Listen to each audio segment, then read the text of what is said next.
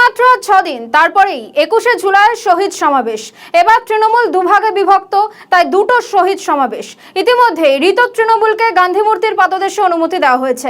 তবে কালীঘাট তৃণমূল কোথায় শহীদ সমাবেশ করবে তা নিয়ে বেশ কয়েকদিন ধরে বিতর্ক আলোচনা চলছে। জলগড়ায় কলকাতা হাইকোর্ট পর্যন্ত। অবশেষে সেই সমস্যার সুরা হয়েছে। 21শে জুলাই সভা এবার বিড়লা তারামণ্ডলের সামনে করতে পারবে কালীঘাট তৃণমূল। শর্ত সাপেক্ষে তেমনই অনুমতি দিয়েছে হাইকোর্ট। কল্যাণ বন্দ্যোপাধ্যায় এ বিষয়ে ঠিক কি বলেছেন শোনাবো। রেডি 21শে জুলাই নিয়ে কি অর্ডার মাননীয় সুগত ভট্টাচার্য আজকে কলকাতা হাইকোর্টে তিনি যে অর্ডার দিলেন সেটা হচ্ছে আমরা মানে সর্বভারতীয় তৃণমূল কংগ্রেসের মমতা বন্দ্যোপাধ্যায় তারা 21শে জুলাই বিড়লা তারামণ্ডলের সামনে বিড়লা প্ল্যানেটোরিয়ামের সামনে তারা শহীদ দিবস পালন করতে পারবে, তার মিটিং করতে পারবে এবং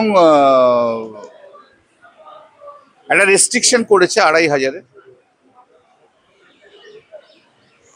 সরকার থেকে প্রচুর বিরোধিতা করা হয়েছিল। সরকার থেকে এখানে যাতে মিটিংটা না হয়, কিছুই না হয়, এই এরিয়ায় তার প্রচুর চেষ্টা করেছে এবং লাস্টে এসে সুবোধ মল্লিক স্কোয়ার পর্যন্ত সরকার বলেছে। তো আমরা কোর্টকে দেখালাম যে 27শে জুন আমরা প্রথম অ্যাপ্লিকেশন করেছি, তারপর 30শে জুন করেছি, তারপর 1 জুলাই করেছি। আমাদের চিঠির কোনো উত্তর দেয়নি, অথচ পরবর্তীকালে একটা ফ্র্যাকশনাল গ্রুপকে গান্ধী মূর্তির ওখানে দিয়ে দিল